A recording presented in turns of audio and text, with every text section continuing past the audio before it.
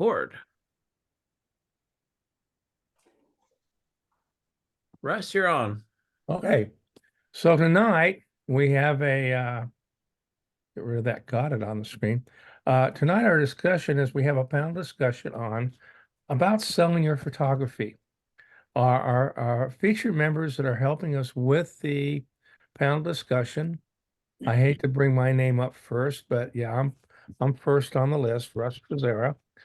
We also have Dave Ficke, which has a lot of experience, Judith Sparhawk, Palua Grumling, Rick Strobaugh, Bruce Herwig. Paula comes from a background that she's actually ran a gallery.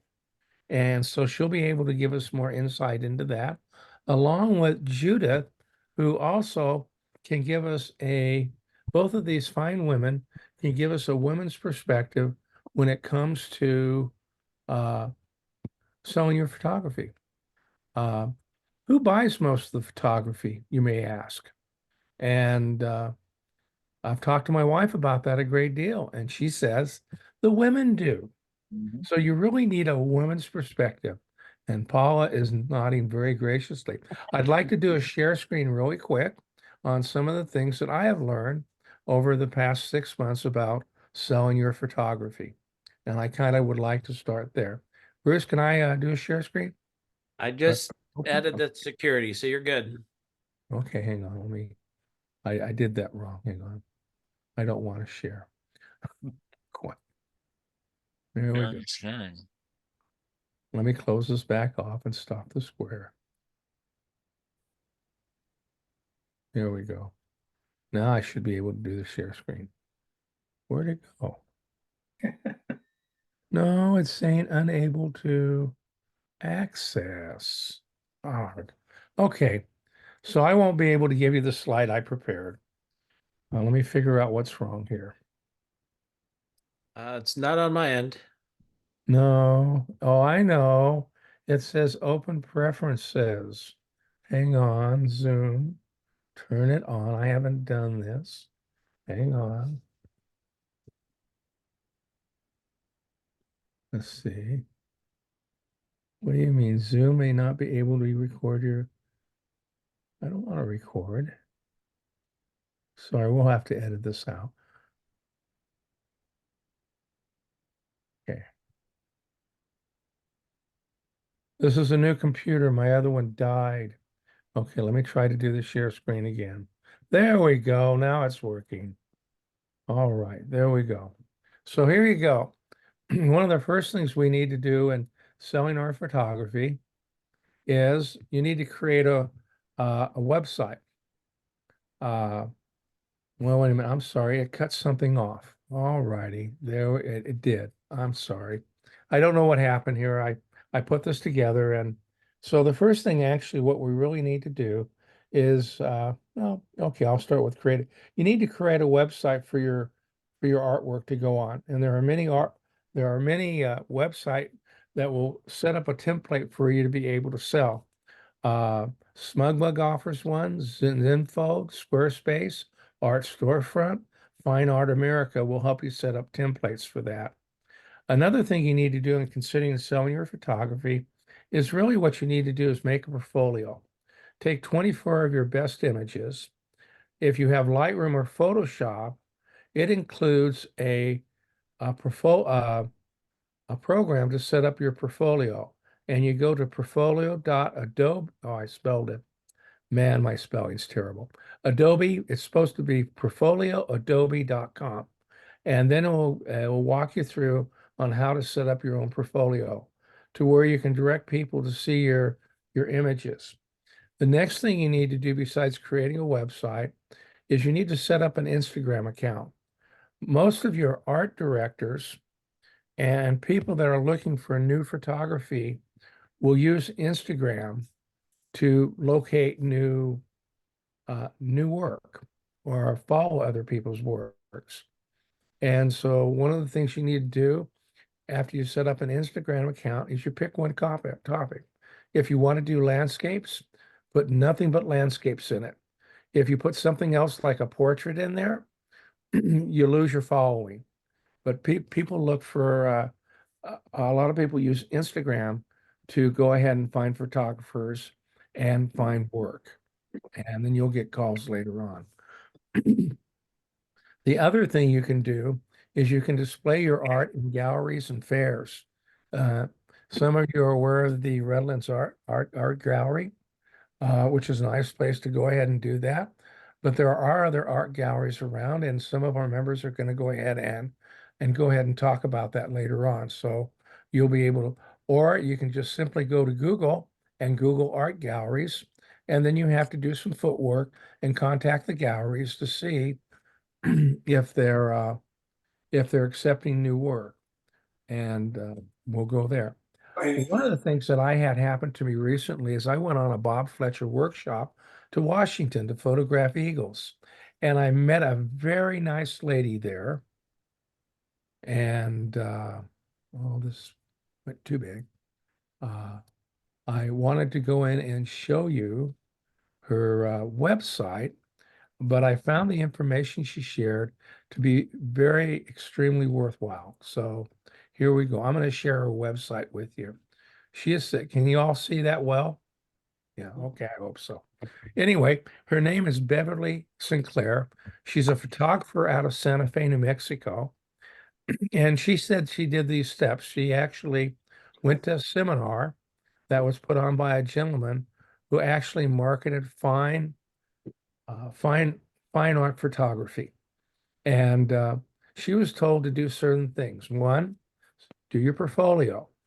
Two, set up a website. Three, put stuff on Instagram. And four, get your stuff into galleries. And all of you know Frank Peel very well. I've heard him many times sit there and tell people that you should ask much more money for your artwork than what you're doing and trying to sell it. And I thought that was to be very interesting. This Beverly sells her work anywhere from, I want to estimate about $250 a photo. Of course, it may be framed and matted and all that good stuff, but also up to about $750. And when I used to sell real estate, I listened to a tape on sales from a guy by the name of Fred Herman that says, you got to call on people to say yes. If you want to sell your artwork for more money, you have to call on people who are willing to pay the price and willing to pay for it. I think much of the artwork that I see our members produce is very fine. And I live in Victorville. That's not a ritzy area, but she does very well. So the other thing that she mentioned to also do is she also mentioned a book, which I thought was, excuse me, also very nice. And this also went through the same steps. It was by Thomas Winter, and it was The Business of Fine Art Photography. Now, I'm not putting down photographers, but a lot of photographers are very good about their work. But there is a business side to being able to sell your photography. And a lot of photographers miss the boat. This book goes through the same sort of steps and gives you a lot of good information on how to sell your photography.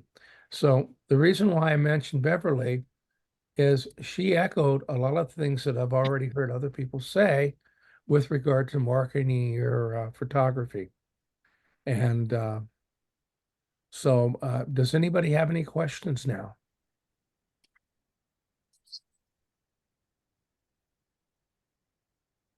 Anything in the chat, Mike?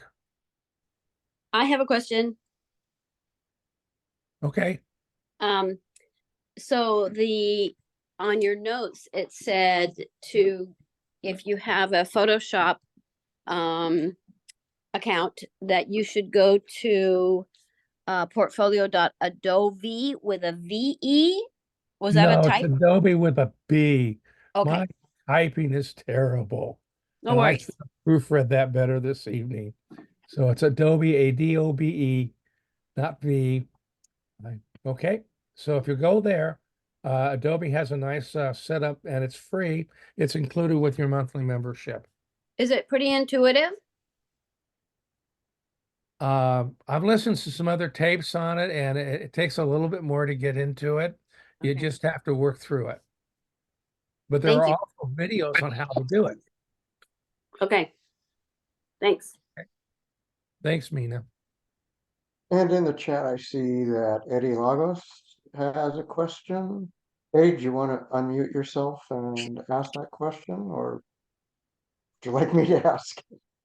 Is it in the chat? Can you hear me? It's in the chat, yeah.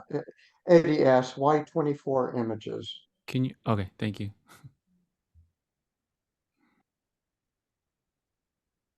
What was the question again? I'm sorry. I'm a little hard of hearing. I'll turn my volume up. There. Eddie asks, why 24 images?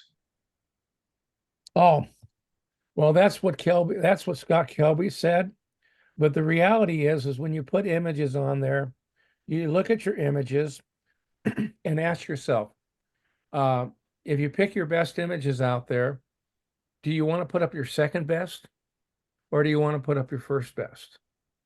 Typically, most people will not, if they look at images on a portfolio, they'll probably get tired of looking at about 12 or 13 and they'll stop looking. So 24 is probably a little of an overkill, but it gives people the idea. That's why they said 24. Okay. But if you look at other people's images, how many will you look at? Anybody got any input on that? Okay. Okay, so now, if there are no more, I'm sure that you're going to have more questions. And as our other speakers get up and talk, you'll probably get some more questions, have some more questions come up. So, Rick, would you like to join us at this time and talk about your experiences of marketing your photography?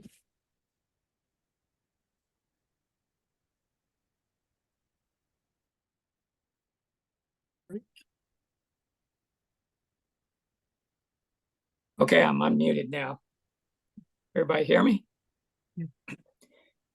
All right. I was kind of like everybody else, shooting a lot of pictures and not really doing a lot with them, travel pictures, things like that. But then in 2015, I joined Fine Art America. Now, this is a worldwide company that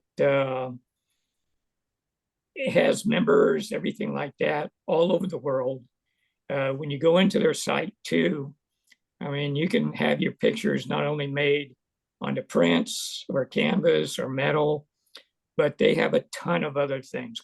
Coffee mugs, curtains, shower curtains, jigsaw puzzles,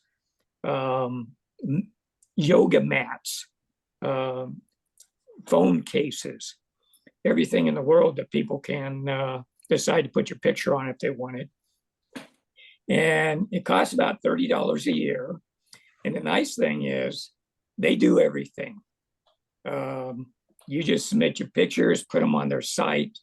And I have mine separated into different categories like landscape, close up. And you can even designate certain areas like Yosemite or Sedona or something along that to narrow it down more. Then you kind of go through, you set the price that you want to charge or what you want out of each of the items. And then they put their percentage or whatever on top of it and to cover for what they do.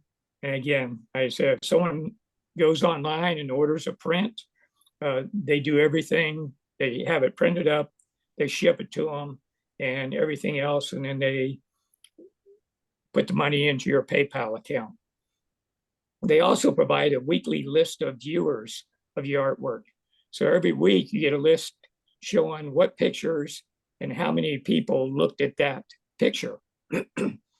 And for a while, I was really not understanding. I was seeing a whole bunch of people viewing stuff, but especially I was seeing a lot of people from the same place, New York, was getting almost all the time, every week, a number of views from New York.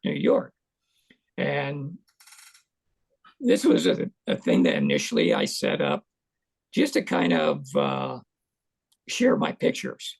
I wasn't promoting it for photography sales, anything like that. I just had it. So if someone said, "Hey, Rick, can I see your pictures?" I say, "Yeah." I go to my website, photographybyrickstrobaugh.com, which linked into Fine Art America, and then you can look at my pictures. Again, I wasn't trying to sell them, wasn't trying to do anything. And every once in a while, especially when I'd be out traveling and shooting pictures, of course, I'd be shooting on a tripod. So people would come up to me like, "Hey, what are you shooting?" Well, this, and start talking to me and say, "Hey, where can I see some of your pictures?" So, well, go to Rick Strobaugh or photographybyrickstrobaugh.com and you'll be able to see them. So again, I wasn't really pushing, trying to promote it or anything at all on photo sales. And then I kind of got busy on different things over the last 4, maybe 5 years or so. So hadn't really done anything at all, hadn't updated photos, hadn't done anything. And all of a sudden, especially a meeting we had recently talking about how to promote your photos and do all this, I was like, I really should try to do something with that. And again, one of the things that was brought up was getting on Instagram with Scott Kelby. And I was for a number of years, took a couple years up at Big Bear Village at one of the art galleries up there. And that was a lot of fun. I enjoyed doing that.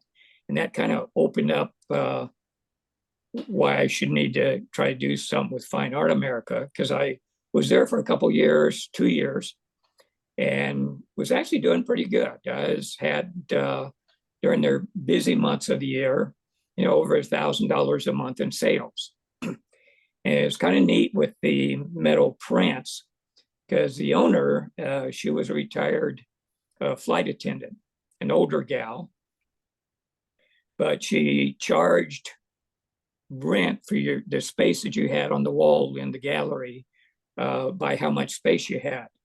With my space, I was paying $75 a month for wall space rent. And in that space, I would then put about 16, 17 metal prints. And she would also, any sale, she also collected 20% of each sale. And she also required some of the artists to work 2 days a month up there, which was kind of fun. You go up there, you're talking to people from all over the country, and especially with me, where I've lived or traveled all over the country, it was neat to talk to some of the people. And it was real neat with the metal prints, because I also had a price sheet right there. And then people would come in, they'd look at whatever metal print they wanted, they'd go up, order it, pay for it, and then the owner would send me a text message, so-and-so, this metal print at this size, glossy finish or whatever, and gave me the customer's name, address, and phone number. And then I would right away get a hold of the gallery, mostly, not gallery, the photo lab, mostly Bay Photo, but there's also a guy that's liaising down in San Juan Capistrano, and send them the file, and then this person's name and address and phone number, and Bay Photo or what the other guy would print up the stuff and then ship it directly to the people's house. So it made it real nice, because most of the people up there at Big Bear that were ordering this stuff were traveling. So they couldn't take a big 24 by 36 metal print and stick it in their suitcase. So this way, within about a week and a half, 2 weeks, it'd be delivered right to their house. Made it really nice. But then the owner over there, and again, she had about 40 some different artists of different types up there, everything from painting to colored pencil drawings to sculpture to jewelry to baskets to weaving to all sorts of stuff. And then she only had about 10 of us that were required to work 2 days a month up there. But like I said, it was fun to go up and work and talk to people. So it made it nice. But then she just, I mean, over the 2 years, she just was a very controlling, do it my way or out the door person. We weren't even allowed to set our own prices. One other guy, and out of about 6 or 7 different photographers that were all doing metal prints up there, only 2 of us had price lists on our wall section. And Alex, all of ours matched all the way through, except for his 20 by 30 was 400 and my 20 by 30 was 395. So I came in one day and she'd scratched out the 395 and written in 400. And when I asked her about it, she was like, you got to be the same as everybody else. And that's the way it is. So one of the other things I would have up there were 18 by 24 matted prints that people would come in and buy if they wanted, and then just put it in their own frame. And I would cut my own mats. And I did 13 by 19 prints and an 18 by 24 frame matting. But I'd come in sometimes and she liked either white or black mats, and that's it. I would custom cut my own colored mats, you know, that kind of matched the picture and stuff like that. But I'd come in some days and all of a sudden see my mat had been taken out and she'd put in a black or a white mat, because she would order it in bulk and get them real cheap, and just indiscriminately decided she liked it better another way and put in black or white mats, and that was it. And I came in one day a while back, and my prints, the matted prints, were priced at $75 each. I came in, she'd just changed the price to $85. So I had probably about 5 or 6 times over the 2 years that I almost just collected all my stuff and walked out the door.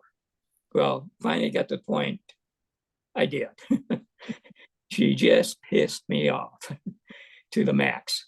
So, but I would like to get back into another gallery.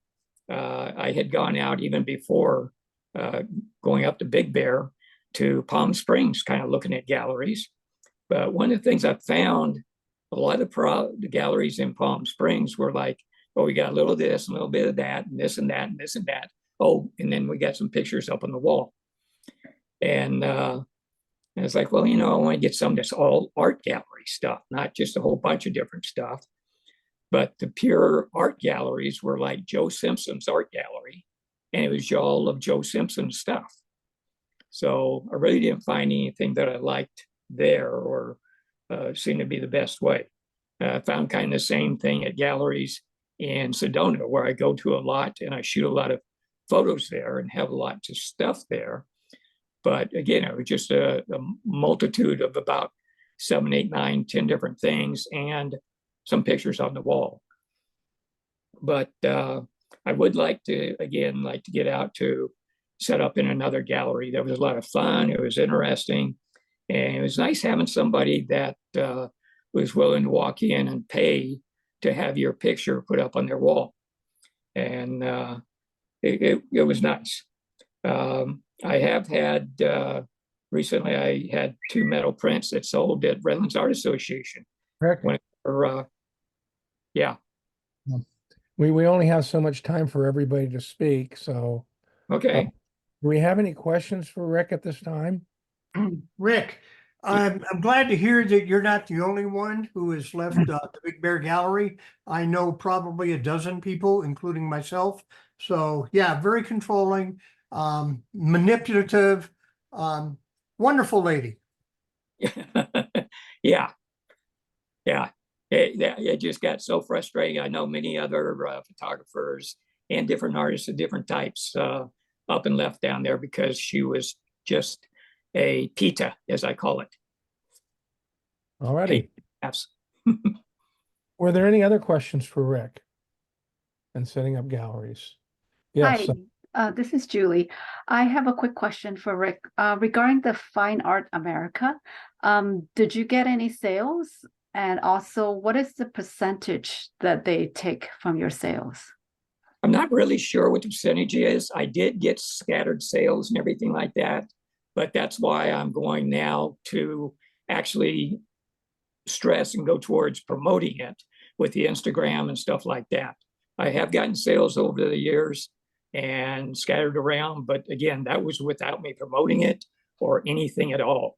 So now I'm looking at, yes, trying to get on Instagram and then looking at promoting it and get more people. I found most of the views were actually search engines. I finally called them up to find out, hey, why am I getting so many views, but not that many sales? And oh, well, most of those are search engines. And you can, when you put a photo in, you can put words in there, you know, like Iceland, clouds, waterfalls, stuff like that, that will suddenly hit on people's search engines and then pop up on their screen. But usually they're not looking for photography or artwork. They're looking for some waterfall somewhere or something like that. Okay, okay, got it. All right. Yeah, promoting it more now with Instagram and putting more effort into it.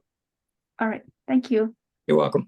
Snugbug will take, well, basically whatever price you set on your image that you're selling it for, they will collect 85%.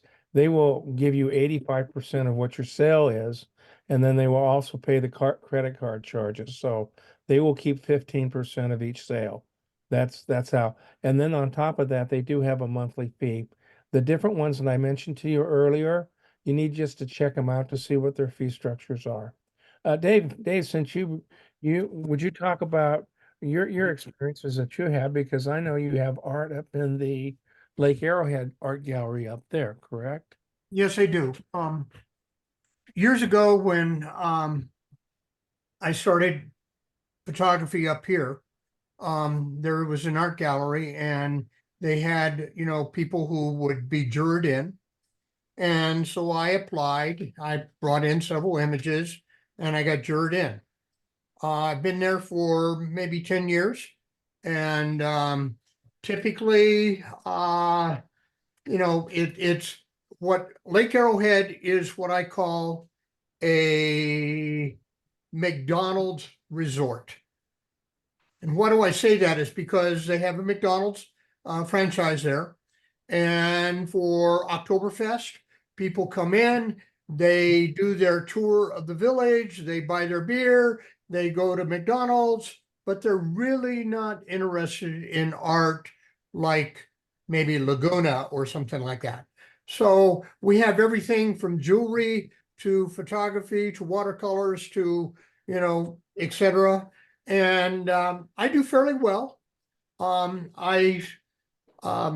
It's $25 for a half wall, $50 for a full wall, which is probably an 8x8. And then there's they take 20% of the sales. And the other caveat is you have to be a resident of the mountain. Okay, so there are a couple of people who live in Big Bear who are residents of the mountain, and you know they have their stuff there. Normally I do probably between $3 and $4.5 grand a year there. During COVID, everybody took a hit. So yeah, I got my 1099 a couple of weeks ago, and I did very well this last year. Another part is that I do, I work for the Mountain News. Technically, I guess I'm a sports photojournalist. This is my 9th year. And so I do all the sports photography for the high school. A good friend of mine that is a little shady, but he's still a good friend, Bob Fletcher. He hooked me up with Peter Reed Miller. Peter Reed Miller was a Sports Illustrated photographer who's had, I'll just say, 25 covers of Sports Illustrated. and I was able to attend 2 of his workshops through Bob.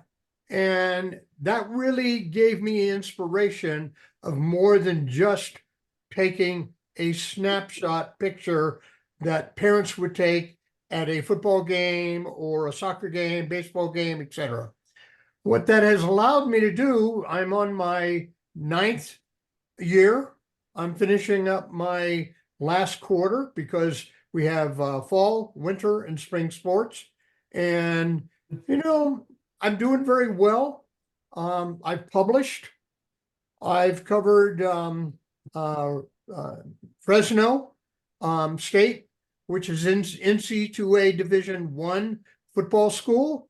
I've covered the SoFi Stadium for football, and I've been able to cover the International Sail GP 50-foot catamaran races. So even though I really didn't want to be a sports photographer, I wanted to be the next Tom Mengelson in landscape and wildlife.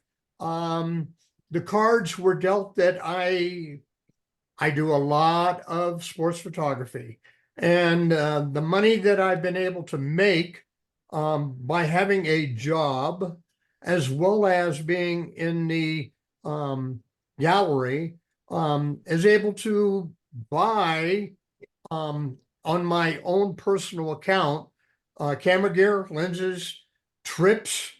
I've taken my wife to Europe. We've gone to Yellowstone for 3 weeks. We're going to get to go to Yellowstone again in May.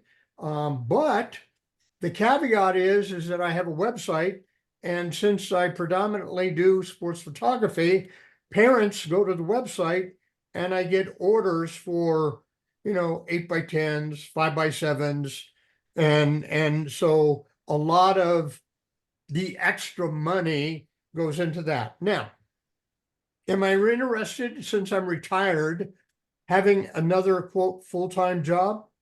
No. So I'm not interested in doing a lot of the things that Scott Kelby and you have shared, to be in front of the computer 4 or 5 hours a day and not out in the field, not doing what I want to do, etc. So, my tax guy says I'm doing very well. I've written off a lot of equipment, and there you go. Thank you very much, Dave. Appreciate your input. Do we have questions for Dave at this time?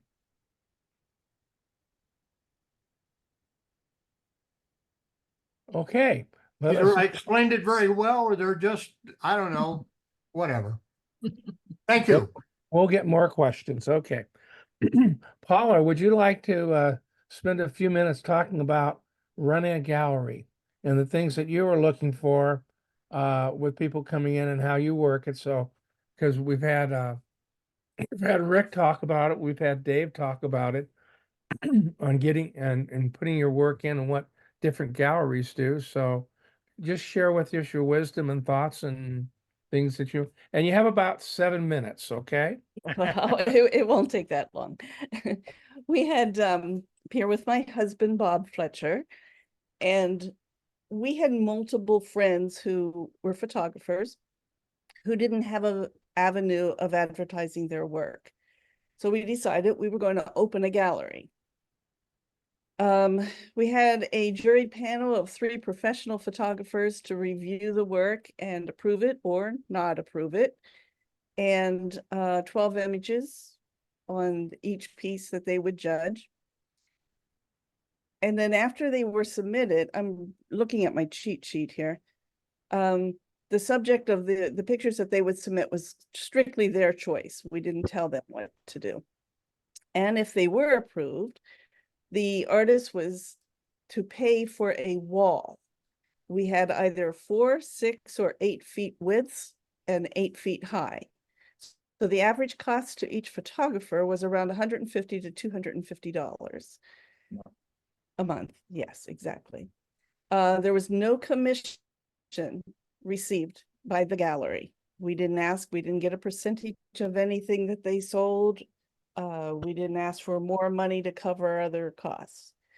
It required no paperwork between the photographers and the gallery. The lighting was ceiling mounts with 4 lights per wall per footage. And we had a very high-end sound system playing gentle music. So it was very inviting, very calming when you would come into it. And between the lights and the music, the pictures spoke for themselves.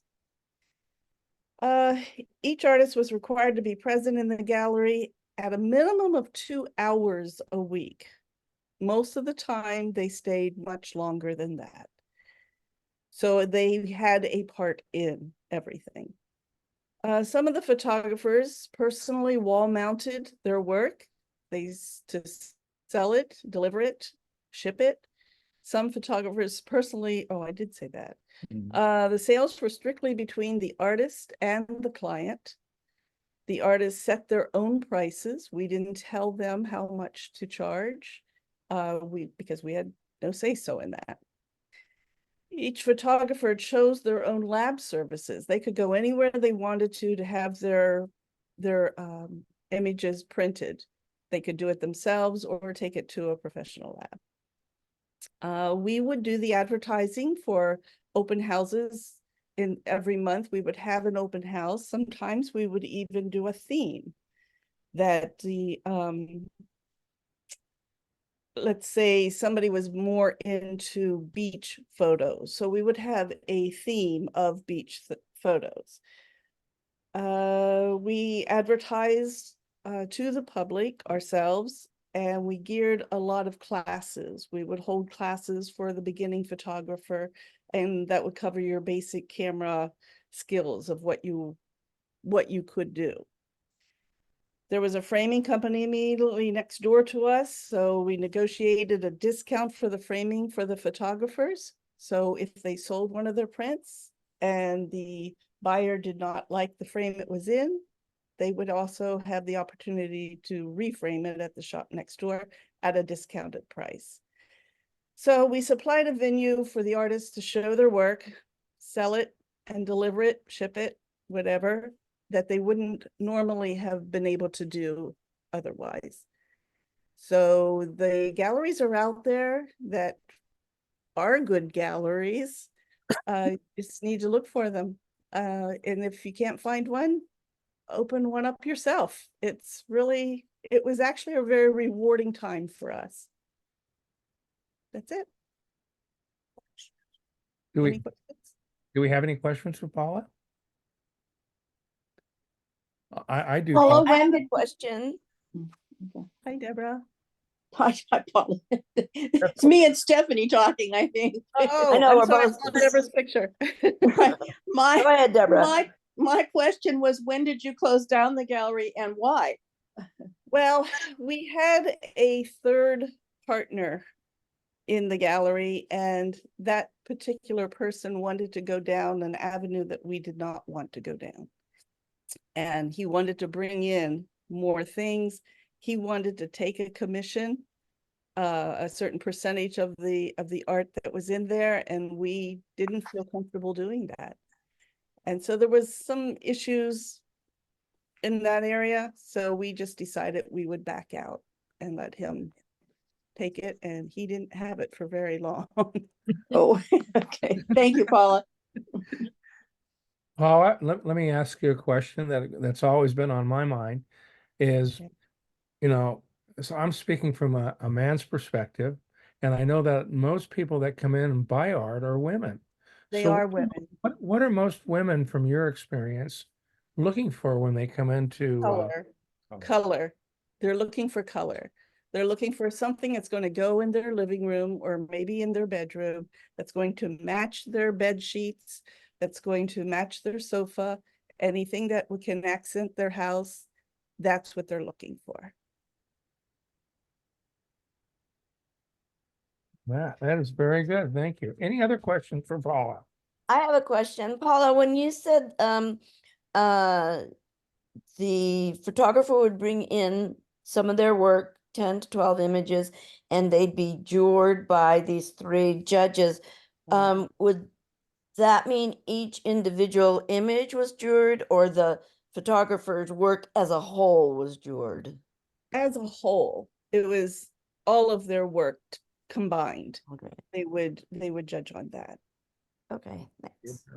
And some people were turned down. We had one, bless her heart, lady that got really upset that we turned her down, but she went out, she took the constructive criticism, came back and had amazing work after that.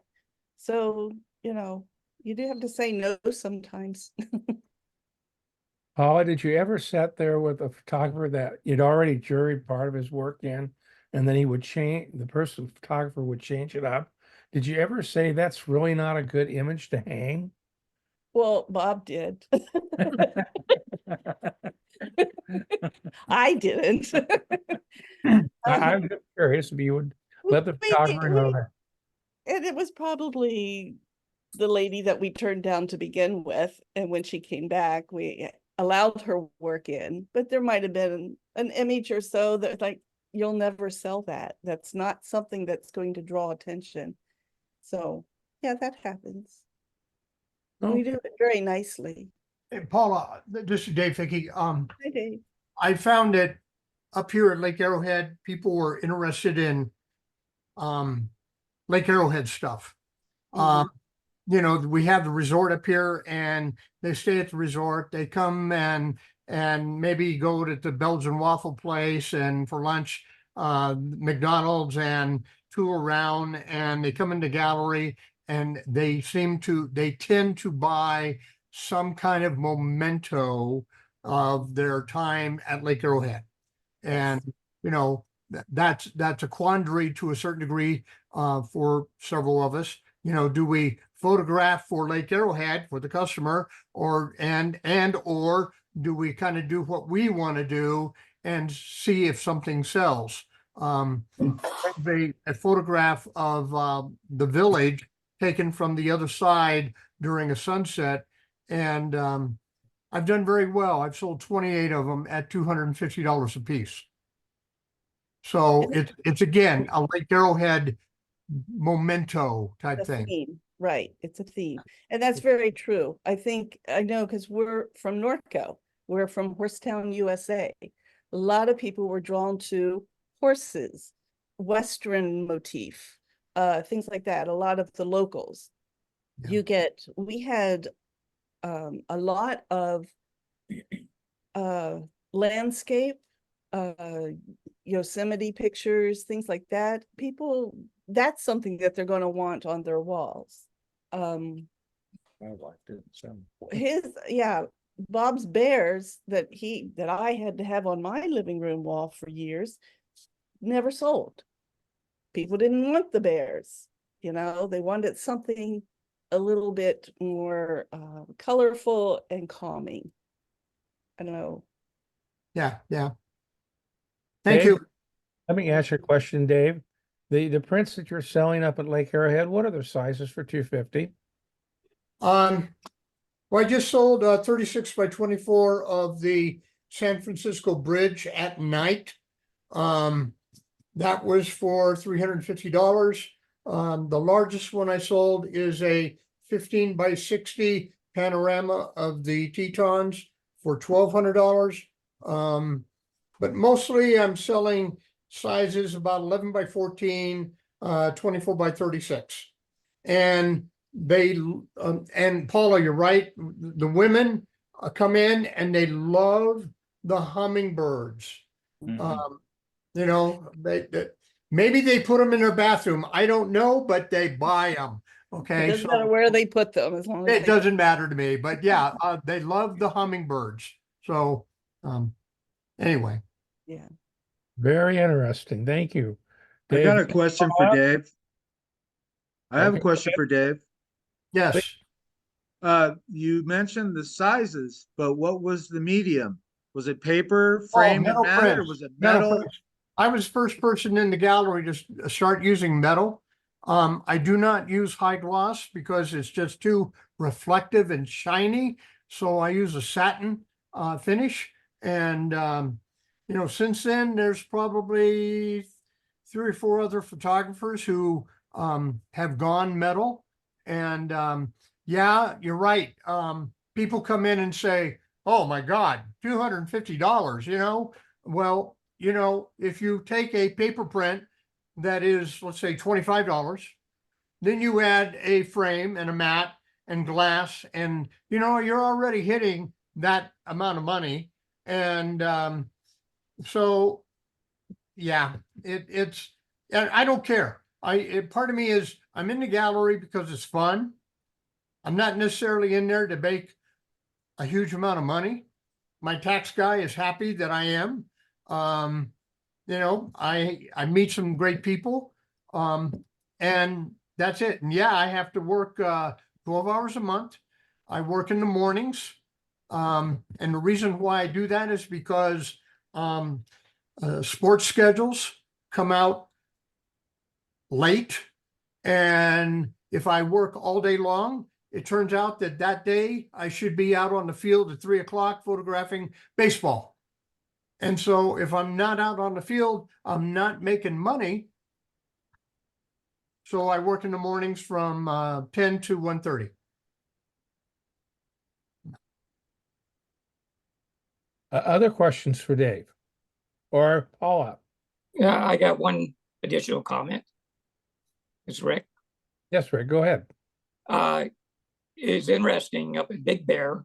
I did find by far the most common photos I was selling, metal prints, were of Joshua Tree area. And it wasn't particularly even people from the desert. A lot of them were from the coastline, Oceanside, San Diego, Huntington Beach, that were buying Joshua Tree photos. Very good. Our next panelist is Judith Sparhawk. And we'll let you talk for a bit. Okay. Oh, you don't have to take up all the time, Judith, but Judith is a fine artist, seen much of her work. She publishes books as well as artwork in the Redlands Art Association. So, okay, well, in thinking about it, being in preparation for actually talking about this, I had to stop and look and see how what I have been doing.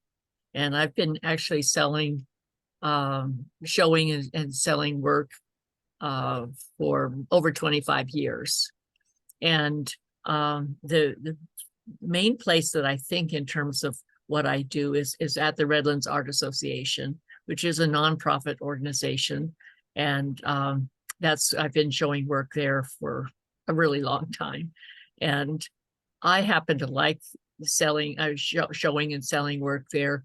Not everybody does, just because they like different, I don't know, different atmosphere. We do have every type of art medium you can imagine. We have a lot of ceramics and glass and jewelry and all kinds of things, but we do have a fair amount of wall space. And so it's not like an afterthought that we have work on the wall. So that I kind of like having the combination, because people come in looking for all kinds of things and you never know what they're going to find. And hopefully what they're going to find something that is yours and they want it. So that's, in a way, that's what I think of as my primary direction as far as selling my work. The second one that was actually probably more profitable in terms of the number of sales and things like that over the years has been the other types of shows that you do, like the Art in the Park and Art on State Street and Art for Heaven's Sake and things like that. And for good 25 years, I was doing those shows, at least 2 shows a year. And because you're able in those types of things, you have your whole booth, you put all kinds of work out there. In the gallery, you have like 3 pieces on the wall per show, and then you can replace something that you sell. So you can always have your 3 pieces on the wall, but that's all you're showing in that particular show. And so when you have a show where you have your own booth and you have your display panels filled with all kinds of artwork and so on. And you can put in as much as you have space for or want to show. And then, of course, you have many, many people that come to those things. And I usually did very well as far as selling in shows like that. And so that's kind of the second thing. The third one is really needing these days at least to have an online presence of some kind. And so I've had my own website for quite a long time. I've used SmugMug since I started and didn't know anything about websites and so on. And I use it for a variety of things. I don't use it really that well as a sales tool. And I'm kind of like Rick, as far as the sales part's concerned, I kind of, it's up there and people say, do you have a website? And I let them know how to get to it and so on. But it's probably not the best setup for making a huge amount of sales. I do have some sales every year that come off of it, but it's not really the primary thing. I could be better at promoting it and promoting myself. I've never been the best promoter of myself. And the older I get, the less I'm really caring if I go promote myself or not.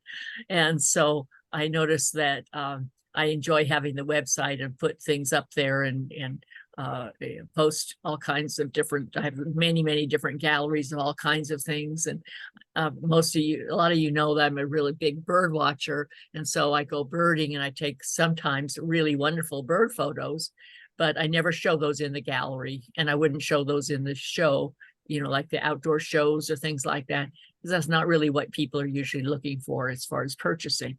So I use the website for many things. I have it through SmugMug, and you can, in SmugMug, you can have it either where it's your own professional gallery where they take care of sales and print up things and so on. And that's going to cost you quite a little bit more than if you just want to have a place to show your pictures and you can refer people to your website, but you can't actually do sales on that gallery. So, but you can have a presence online with SmugMug and not have the full sales action that you otherwise could have. But then you can, if somebody wants something, they tell you what they want and you can order it and send it to them or however, whatever kind of thing you want to work out. So it's possible to do it fairly inexpensively and still have the website through them. But if you want to have the full where they take care of the sales and everything, then that's it's kind of a different category. The fourth thing that I really have done a lot of is, as Russ mentioned, is I've done quite a few books. I think it's nine books I'm up to now. And the books are useful in lots of different ways. Part of it is self-expression, and you can show your photographs and so on in whatever means that you want. You can use one as a portfolio that's actually something you can hold in your hands rather than a digital portfolio. And so it just depends on what you want to do. You can also make it for family and friends or customers, whatever you want. I have to admit that the price of self-publishing has gone up a lot. Everything's gone up, let's face it, but it's gone up quite a lot. And I think it has made it more and more difficult to make it really profitable to try to sell your books than it was at one point. But it still is it's a fun thing to do, and it's a way to promote your photography yourself. And if you have something that you can show and someone can hold in their hands and take a look, it can be used as a portfolio, although you're probably going to have more than 24 images in that in order to make the book really worthwhile. But those are the kind of the four primary things that I've done. Some with more success than others. Just for interest's sake, I wanted to take a look at sales in the gallery because we've only been computerized in the gallery since 2009. So I was able to go back 15 years next month. March of 2009 is when we first went on the computer. So I was able to go back and look and see sales that I had done in that 15-year period. And I had no idea. I hadn't looked. I hadn't really been concerned about it. But I figured out that actually in that 15 years, I had sold a little over $40,000 worth of stuff. Now, that makes it sound, yeah, thanks. That makes it sound like I should be rolling in dough, but it's 15 years and I didn't get the whole 40,000 because the gallery gets 30%. And so this is one of the things, if you're looking for a gallery, you need to look at their structure, how they do it, whether you pay for the wall space, and then there's no commission taken, or if you, there's whatever, some of the galleries are getting up to like 50%. And it's kind of like a real shame somehow. You do all this work and you get half of what the price is on the thing. So I looked up to see, and one of the things that I noticed, I purposely broke it down a little bit. And if you're going to be in shows outside or showing in a gallery, if you have the opportunity, it's really good to have things at different price points, so that you have things that aren't very expensive, and things that are medium expensive, and things that are more so. However, whatever it is, however you want to break it down, because I mean, even if I have a month in the gallery that I don't sell anything off the wall, I always sell cards. I always sell cards, sometimes a lot, sometimes not as much, but I check to see, and out of that $40,000, I've sold $14,000 worth of cards. And something, when I first started doing cards, it was like $3, and then went up to $4, then went up to $5, and so on. But you would think that if you could always make a little bit of money in selling something that's not too expensive, it's a nice little validation of somebody liking your work. And if you can sell the big stuff off the wall. Now, the show that's going right now, so far I've sold 3 pieces out of that show so far for this show. And that's an unusual month. I don't usually sell 3 pieces off the wall. Sometimes I sell none, sometimes I sell 1. You just never really know. It does depend on who comes in. But in terms of specializing in things, I like to do what I want to do, and not necessarily kowtow to the Lake Arrowhead because you're in Lake Arrowhead or whatever. But I still do Redlands things because Redlands people love Redlands, and so you do sell stuff if it's Redlands. So I do. I figure I can do. It's like Dave's sports. You know, sports isn't really what he really wanted to be doing, but hey, it's a handy thing to do, and it's a good outlet for what he's doing. Redlands isn't really what I want to do at this point, but I do it some because, hey, it sells, and why not? You never know what else, you get your name out there and you get known. So I think there's a lot of different ways to look at it, but it helps to have a several prong approach. And that's what I've tried to do over the years. I don't know, any questions? Yes. Hi, I have one Hi. quick question. When you mentioned that you sell cards, what type of pictures on your cards? Well, anything that I have, any photographs that I've done or I can put on cards. In the Redlands gallery, a lot of them are Redlands. A lot of people, that's what they're wanting to buy. But I also have other things. I have a whole series of cards. I did this whole series of photographs relatively recently that are all have to do with cats. And so I have cat cards, and you would not believe how many people want cat cards. So hey, if they want to buy them, I'll make them. There's no problem with that. Otherwise, other types of things, just general things. I like to put in some things that mean a lot to me, and then also some things that maybe don't mean as much to me, but they're good sellers. All right, thank you. Heidi Wilson. Heidi, you want to come back on the screen? She was holding up some of her cards. Where's Heidi? Oh, those are some of mine that Heidi bought when I was featured artist. You bought those? Oh, okay. Yeah, when I was featured artist at the gallery back in the summertime, whenever it was, Heidi came and she very nicely purchased some of my pieces. Thank you, Heidi. Thank you for promoting me. In fact, I think I saw one of those pieces in our Redlands competition a number of years ago. Oh, I'm sure you did. I think it was there. We now have Bruce Herwig that's going to give us a little different spin about making money in photography. So Bruce, we'll Thank you, Russ. over to you. Judith, I appreciate your work at especially at the Redlands Art Association. You've been a great encouragement to me over the years, and I am very grateful for your encouragement of my work. I started out not being considered, I didn't consider myself an artist, but I was a marketer. And so I figured that with enough good pictures and enough good promotion, you can turn yourself into anything. Right. So you've got to figure out what kind of artist you're going to be, or photographer would be my one of my takes. I'm not a professional photographer. Now, what that means is it's not that my work isn't professional. I think consider my work very professional, but that's not my full-time gig. And Dave, Ficke, you've mentioned that already. You know, this isn't my full-time deal. You're going to approach your photography and selling your photography a little bit different. I read an article one time, and it was how to make six figures with your photography. And I said, this is great. They're going to tell me how to sell my photos, to six figures. I really am interested in this. And only about 20% of the money that this guy made was from selling his photos. And I had to let that sink in. It's like, that's only 20% of making money with your photography is selling your images. And that was this guy's take, but it's also my experience as well. As a photographer, you can make a lot more money in other places than just selling your photos.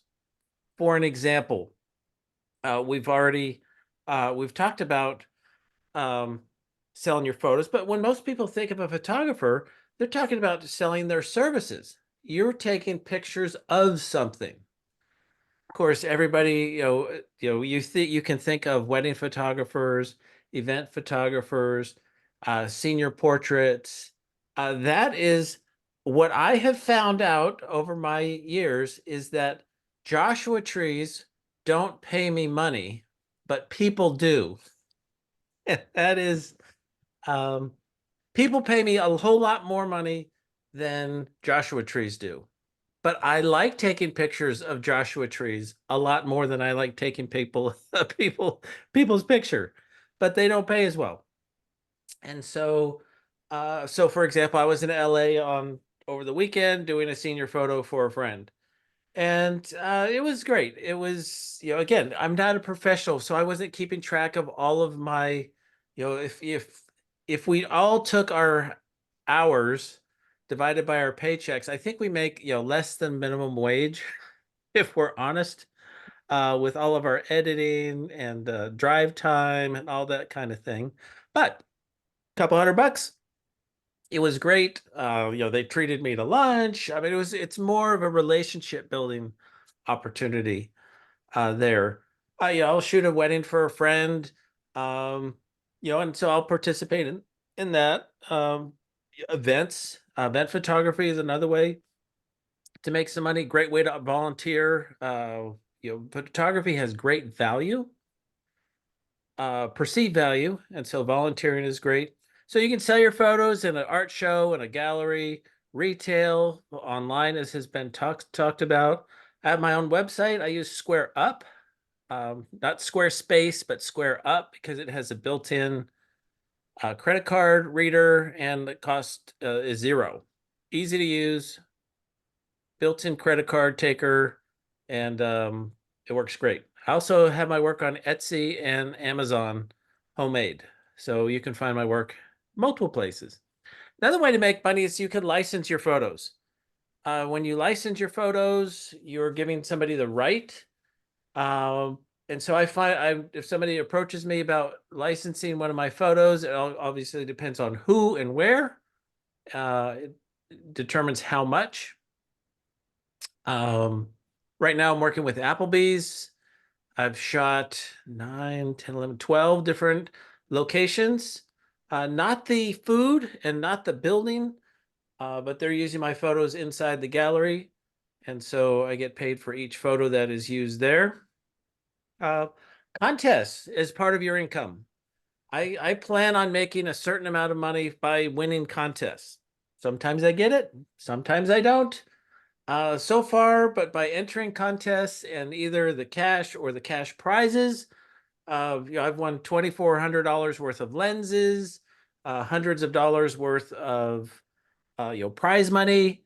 So that's part of the deal. So if you sense a overall theme, it's multiple streams of income. You're not going to get your photography money all in one way. Another way is to teach a class. So I teach a class for the Art Association. So that's one way that I earn money with my photography, not by selling pictures, but teaching others how to take good pictures. The big money, from what I understand, is leading a workshop. That's when you're going places, you're leading workshops, you're overnight. This is where people are paying thousands of dollars. There's a bigger opportunity for bigger money there, larger groups, bigger money. And that's a full-time thing. I'd like to lead, right now it's more fun for me to lead them for free. And so that's what I do. And then affiliate marketing, that's where, maybe you like a certain brand of a tripod or camera or something, and then you put links on your website. I haven't done that. That's something that I'm exploring. And then lastly, a penny saved is a penny earned. One of the ways to make money in your photography is not to spend it in the first place. And that not only is it better than a penny earned, it's because it's saved, it's tax-free. So it's one way is to buy used equipment. And so I save money on my gear. So if you had a hobby that paid for itself, and that's where I try to put myself into, a hobby that pays for itself plus a little bit more. And then tax write-offs. I have my photography as a business, so it's a separate business. I keep track of my receipts, my mileages, all of those kind of things. And so I make money by saving money because I write, there's certain business expenses that I write off that way as well. So I am a big fan of selling your stuff. There is no, it is very rewarding when somebody likes your work enough that they gratify you with handing over their cold hard cash, their hard-earned money, because it either resonates with them or somebody that they care about because they're going to be giving you a gift. They're going to be giving your work as a gift. So questions for me? I have a question for you, Bruce. You said you put your photos in contests. What contests do you put your photos in, and how do you find those contests? Usually, I mean, Tamron contests have been very good to me. You just look for contests that have prize money that does, either free. I like free entries.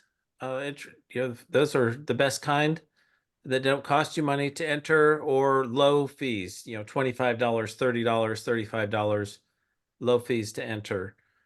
Having a little bit of a barrier to entry never hurts.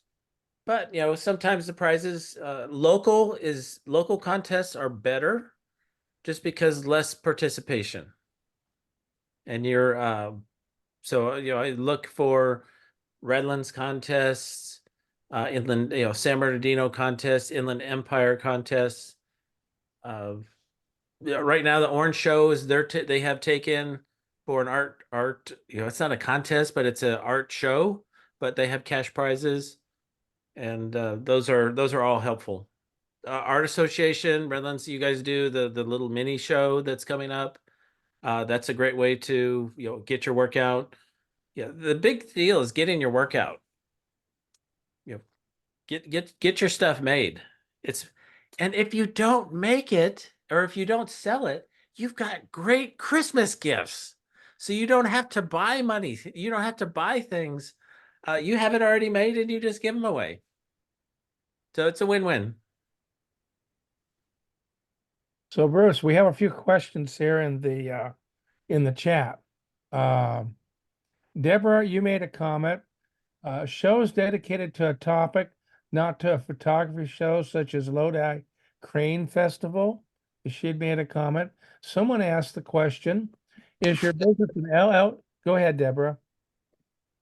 Oh, no, I was just going to say that the last thing I sold was at that Lodi Crane Festival, and I was shocked at almost everything that was accepted into the show sold. I was really amazed, and it wasn't, the emphasis was not on photography, it was on a specialty topic, sandhill cranes and animals found in California. So that's an opportunity, I think, sometimes.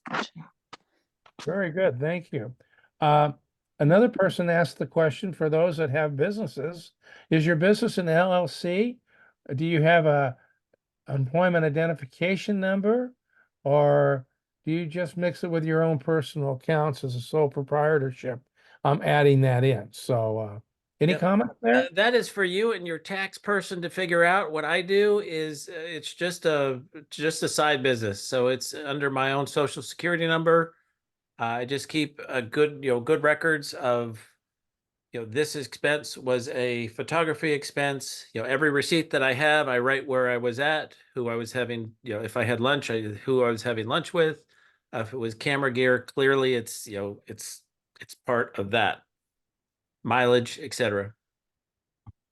Same here. I keep a book in both the car and the truck if I travel. And yes, my tax guy, like Bruce said, he takes care of it. I have a separate business. I have a separate checking account, a debit card, bank account, and then there's our account for both my wife and I. So mine is completely, like Bruce is, separate. And the IRS frowns on if you intermingle. Yeah. No commingling of funds. I do the same thing. I consider it a separate business, which means you have to report it tax wise. It's more work than it is if you don't, but you can write things off and you just keep track of it. I will say I haven't had to purchase anything for my business that I couldn't, that was not money that already came from my business, so to speak. I haven't had to capitalize the business for years now. I have a few $1,000s in that account and it just kind of stays there and goes up and down a little bit. But it's good to keep it separate so that, there was a question that came down about sales tax also that came in on a chat. Gallery handles all that for me. Yeah, in my experience, most of the things that I have done, whether it's outdoor shows, whether it's the gallery, whether it's something else, that all the sales tax is handled through the entity that you're doing it with. I do make some private sales on a yearly basis, and I keep track of those, and then I pay sales tax. I have my own sales tax account, so to speak, and I do pay for anything that was not covered under everything else, but almost everything is covered under some other entity.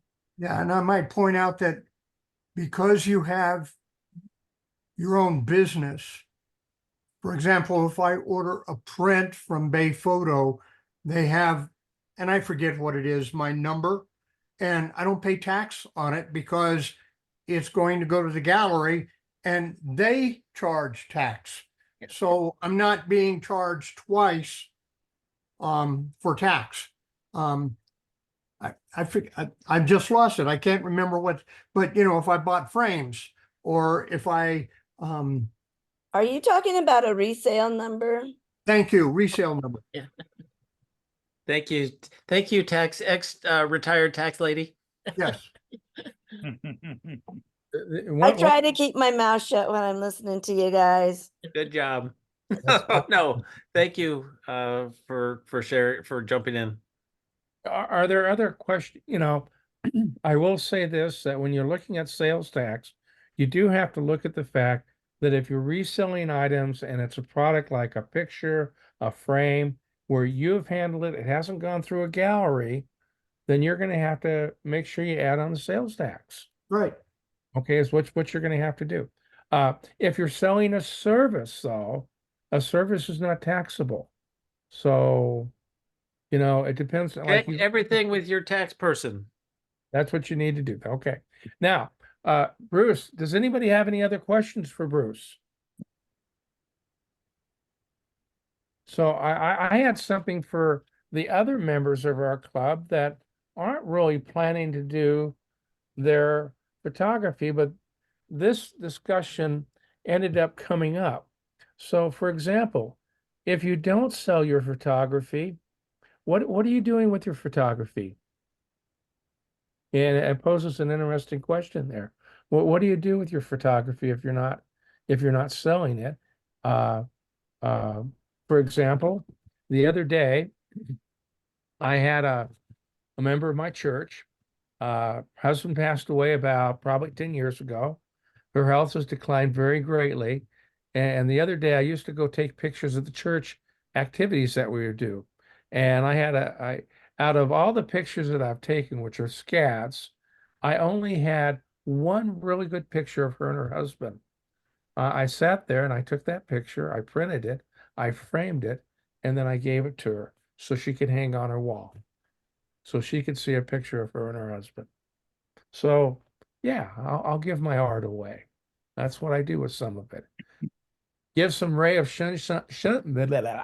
sunshine into someone's day by sharing with them a picture, a saying, something to help people have a bright spot. That's what, besides trying to make a little money, I also try to brighten up someone's day, is what I try to do sometimes. So what do you all do with your photography?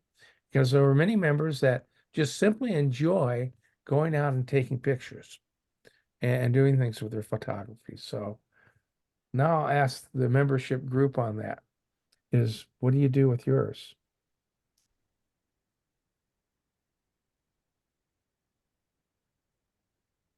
Well, I guess there's Something, I'm a lot apparently. like you. I give mine away to people who enjoy it, and